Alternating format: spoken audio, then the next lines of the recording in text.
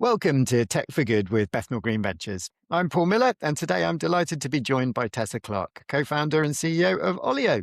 Olio is one of the most well-known Tech for Good startups to come out of the UK, building a global platform that helps people share surplus food, reduce waste, also strengthening local communities. What's particularly interesting about Olio is not just the idea, but the scale it's reached, and the challenge of turning a mission-driven product into something that works commercially and operationally at that scale. So Tessa, it's great to have you on the show. Great to be with you. So to start off, explain what Olio does today and how that's evolved from the original idea. Yeah, so Olio exists to tackle the enormous problem of waste in our homes and local communities. And our simple insight really is that no one likes wasting things, but the reason why we do is because we are no longer connected to our local communities. So Olio harnesses the power of mobile technology to reconnect us with our immediate neighbourhood. And how the app works is if you've got some spare food, so perhaps you've overcated for a party, you're going away for a weekend, or you've ordered in when you should have eaten what was in your fridge, you can just snap a photo and add that item to the app. Neighbours living nearby get an alert, they can browse the listings, request what they want and pop round to pick it up. And in terms of our evolution, Olio originally was envisioned purely as a food sharing app for neighbour-to-neighbour food sharing. But one of the challenges that we encountered very early on was that our early adopters hated food waste, therefore they didn't generate any, therefore they didn't have any food to put on the app. So whilst people sort of downloaded the app in their droves, we didn't actually have any food on it. And so that led to our Food Waste Heroes program, where today we have over 100,000 food safety trained volunteers. So these are members of our community who hate food waste, don't generate any in their homes, but would love to rescue surplus food from businesses near them. So that was definitely a major evolution of the product. And that's where the vast majority of the food coming onto the platform comes from. And then also very early on, we saw that our community were adding household items to the app, because the demand for Olio has always been really, really high. So a typical food listing is requested in less than 30 minutes of being added to the app. And so people thought, well, this works really well for giving away my spare food. I'm decluttering the kids' playroom. I've got that random bottle of shampoo I used twice that didn't work particularly well. Shower head, I always remember that one very vividly from the early days. And in the beginning, when all that stuff started coming onto the app, I would be on the back end of the platform deleting it. And then I just thought, this is crazy. Why am I spending all my time deleting this? These are items that shouldn't be going to waste. I don't know where else anyone can easily give them away and not feel a bit weird about doing it. So we then created a non-food section in the app. And actually for most people, that's where they spend most of their time on Olio. Most people are using Olio to give away or to pick up free household items. Oh, amazing. So give us a bit of an idea of the scale of it now. So, what are the key numbers, if you like? Yeah.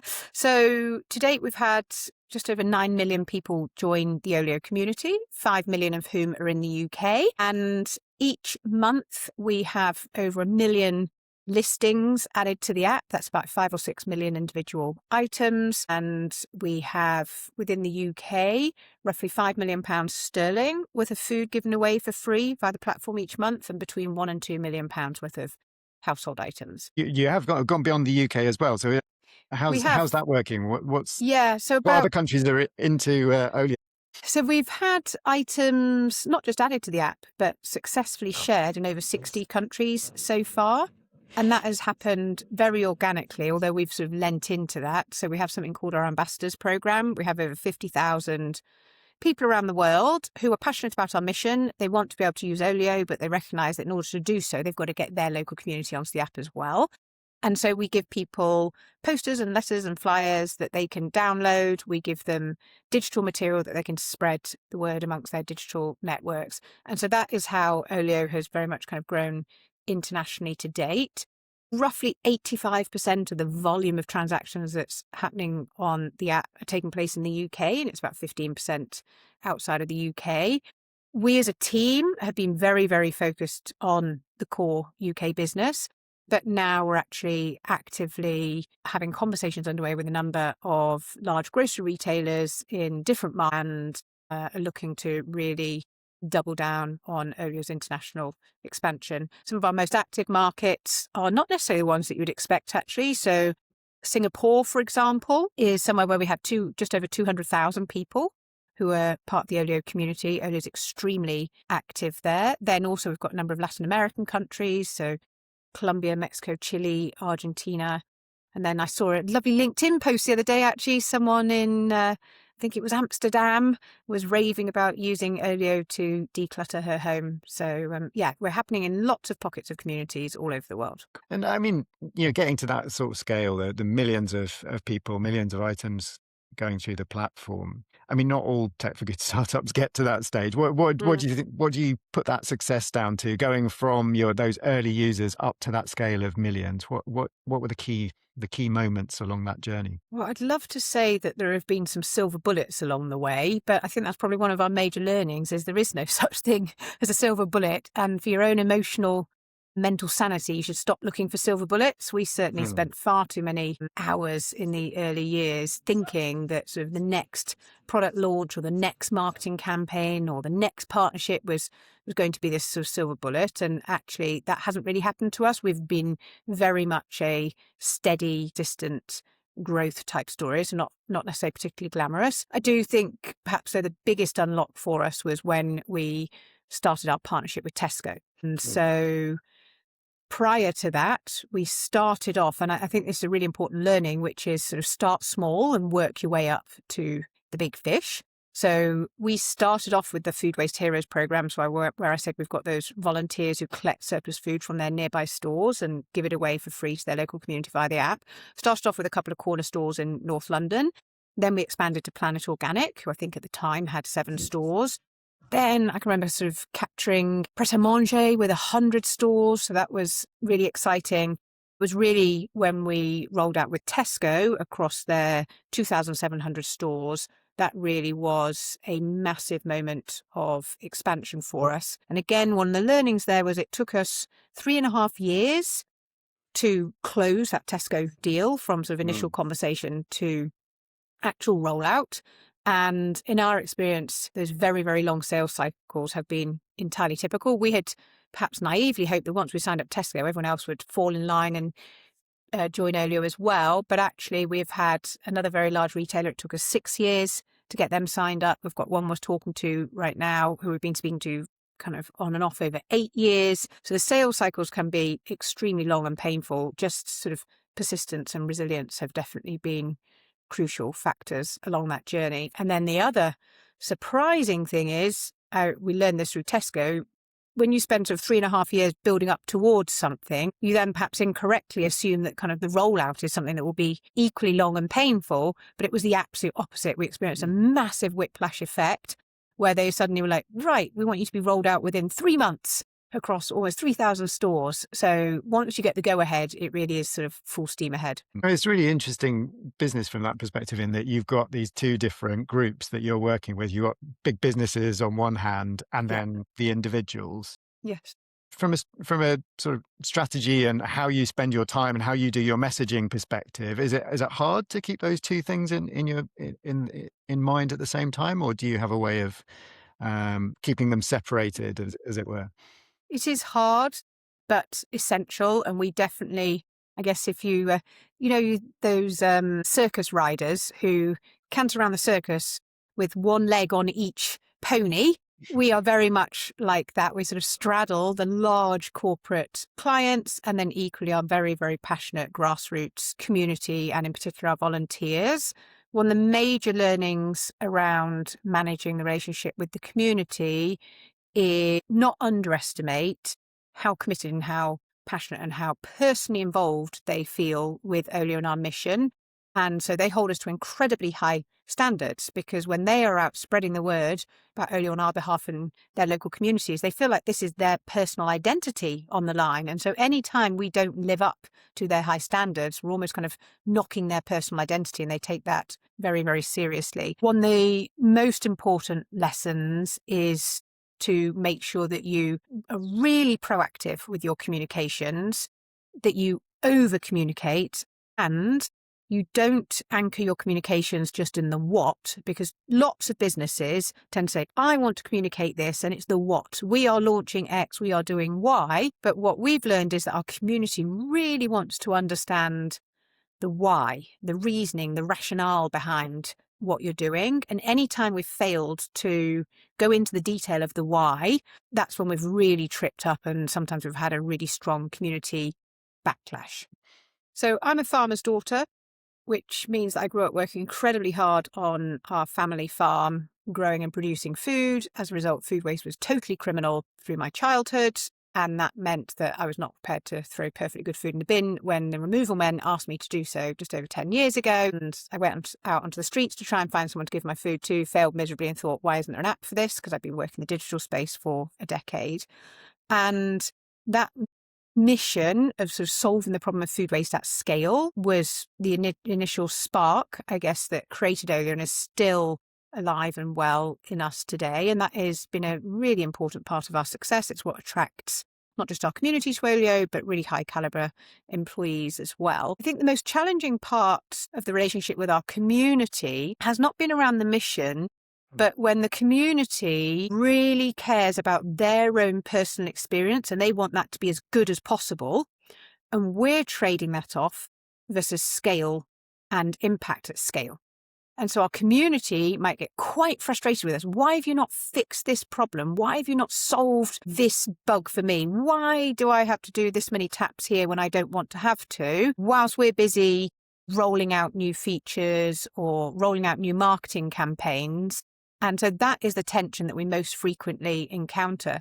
And we've really had to take the community on a journey of teaching them what it's like to sort of run a business. Because, for example, they will get furious that we're running a marketing campaign about X and we haven't solved their particular problem about Y. And then we have to explain, well, we have different people in the organization who work on different things and we can't just move people around. Engineers can't sort of launch marketing campaigns and marketeers can't do coding, etc. Well, that was in a pre-AI world, so maybe that's changing a little bit. But you kind of get the point. So that's been the main source of conflict, I would say, in our community. And generally, people are very resistant to change. So they want everything to stay exactly how it was when they first joined it and not super happy or comfortable with us bringing on lots of new people. And looking back, are there any of those decisions along the way where the whole business could have gone in a different direction, if you like? Were there any times or moments in the history of the business where, key moments, if you like, inflection points where you had to make a decision in one way or another that has led to it being the way it is now, but it could have gone in a different direction? I don't really think so, sort of within our own control. And the reason for that being that we are constantly testing and experimenting. So our sort of history of quote unquote failures is enormous. You could have multiple books written on those, but we really don't dwell on that at all. We're just experimenting as quickly as we can, learning as quickly as we can. So it's fairly obvious to us that if we've done a quick, dirty experiment, it didn't work, we're not going to go off down that path. So the right path to us has always been fairly clear. We did have what felt like it might be a major inflection point when we were approached by a sovereign wealth fund in the UAE a couple of years ago, and they wanted to bring Olio to the UAE. And there was sort of a big potential commercial deal on the table, and for a whole variety of reasons that sort of didn't go ahead. There were reasons sort of beyond our control. So if that had gone ahead, that feels like that could have been a major turning point in terms of our internationalization and our strategy around that. But no, other than that, the most, I guess, the decisions that we've had to take internally that have impacted our trajectory have sadly been around needing to restructure the organization in response to all the various wars and macroeconomic meltdowns that we have had. And we've always been very swift to respond to macroeconomic changes. I think because our mission is so important, we can't afford to fail. Failure, Sasha and I are super clear that kind of failure of the overall Olio mission is just not an option. So that means that we have been quite prudent with regards to finances and runway and stuff like that. It's an interesting angle on it as well, because obviously you've raised quite a lot of investment over the time in terms of what do you think it is that's really appealed to investors about Olio? What's been the investment story for you? So I should say that fundraising has been deeply challenging for us. We're a female co-founded tech for good. For much of the time, we were pre-revenue, then early revenue business. So as I'm sure you can imagine, we didn't exactly have investors queuing out the door, but we did succeed in raising multiple rounds of financing. And I think there are a couple of things that attracted our investors to the business. The first was just the sheer scale of the problem that we are trying to solve and the fact that it has not been solved. It definitely needs to be solved. So there was a kind of enormous TAM there. And then those investors were backing myself and Sasha as founders and the team that we had built around us to unlock that opportunity. And I think one of the major learnings that we have had is that we were very early to market in terms of identifying that food waste was a problem that needs to be solved. And arguably, even a decade later, very little progress has been made in truly recognising at a national level, and certainly not an international level, that food waste is one of the biggest challenges facing humanity today, and it desperately needs solving for a whole variety of reasons, not just the environmental impact that food waste is having, but also the enormous missed social impact. I am sort of quietly hopeful that in the massive geopolitical uncertainty that's consuming us all right now, and with the Strait of Hormuz being blockaded and that impacting a third of the world's fertilizer supply, I do think that this will raise up the agenda, food security for many countries, and they will start to realise that food waste has always been wrong, but it's sort of even more detrimental in a world where food security is increasingly difficult to achieve. So it's kind of a shame that it takes something like this to get us to wake up and stop wasting the most precious resources that we have. But I'm hopeful that maybe now, finally, the world will wake up to the sheer scale of the problem of food waste and get serious about solving it. Have you found it different working with impact investors as opposed to sort of more mainstream investors, if you like? Do you have to tell a different story, and how have they worked well alongside each other, or are all your investors on board with the impact side of things? Yeah. So again, I'll go back to the analogy of the person riding the two circus ponies. I can remember very clearly around about our Series A.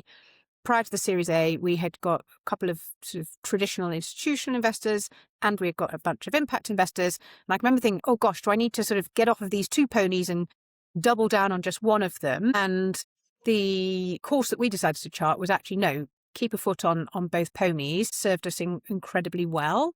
I would say that within the traditional commercial investors, we have selected people who are absolutely obsessed by our mission.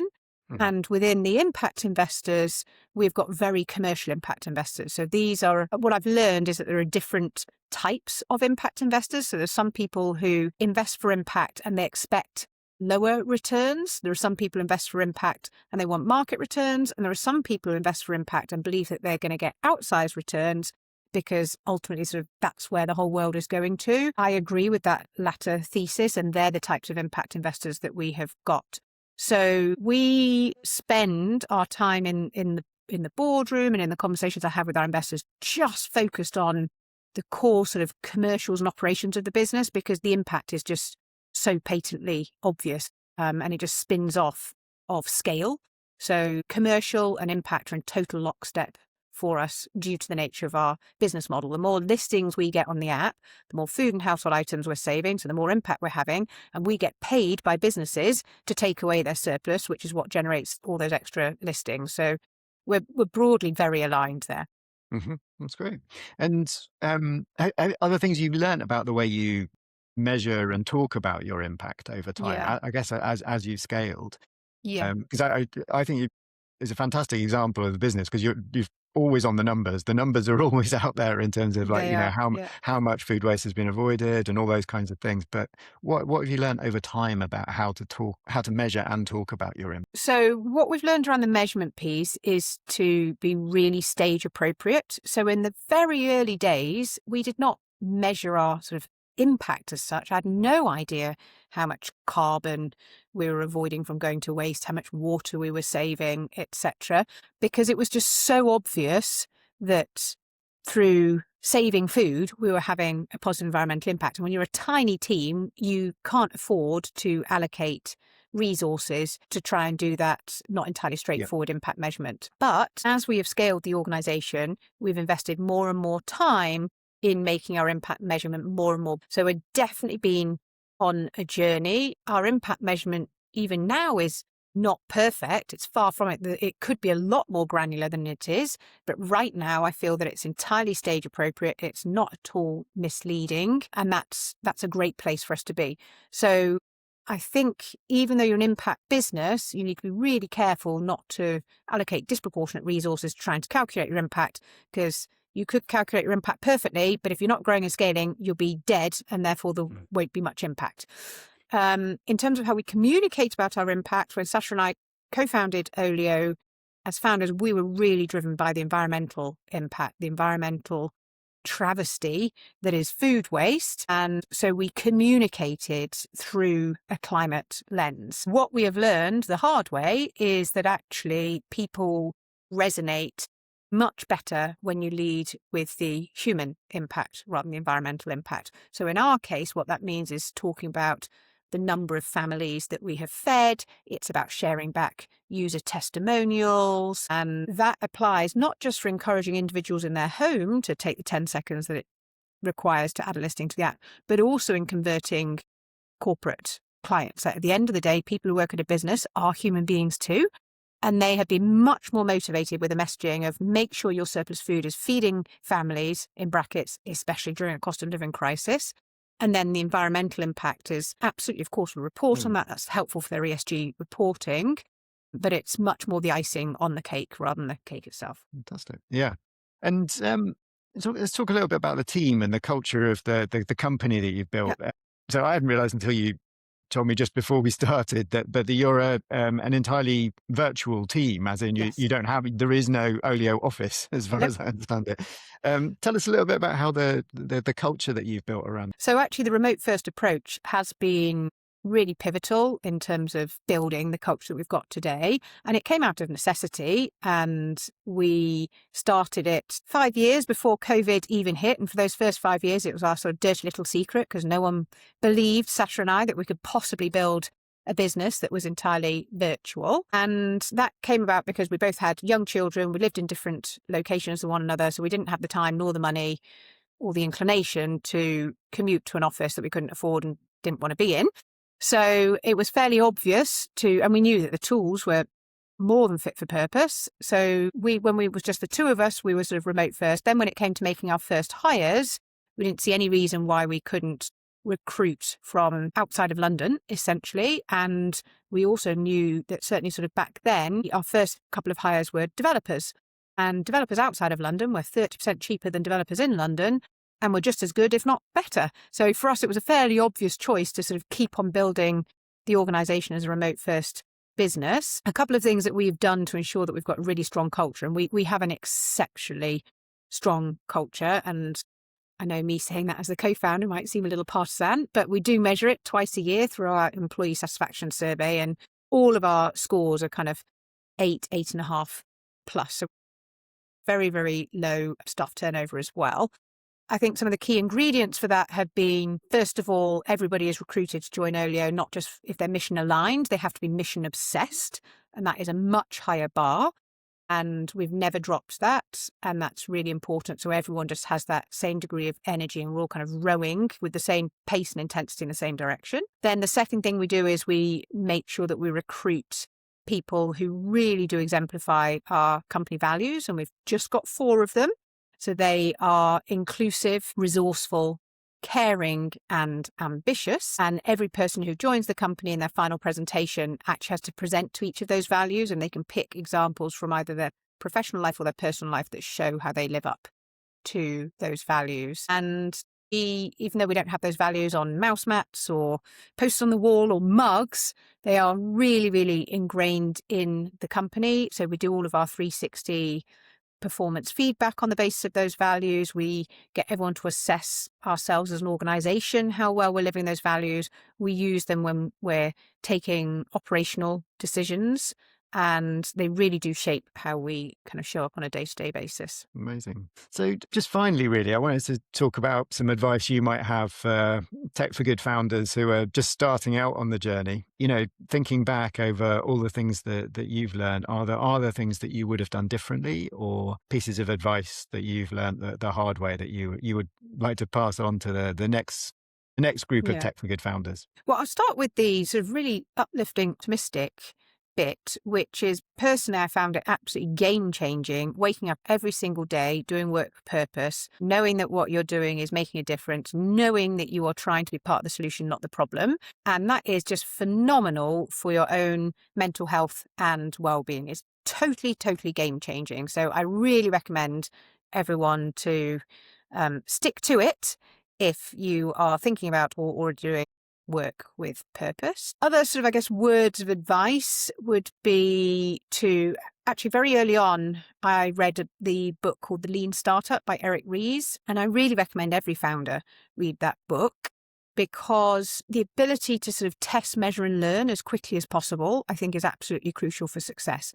And it goes quite counter to most of our human nature, which is we tend to want to sort of lock ourselves away and perfect something and then do a great reveal. You very quickly learn that, as I've said, there's no such thing as a silver bullet.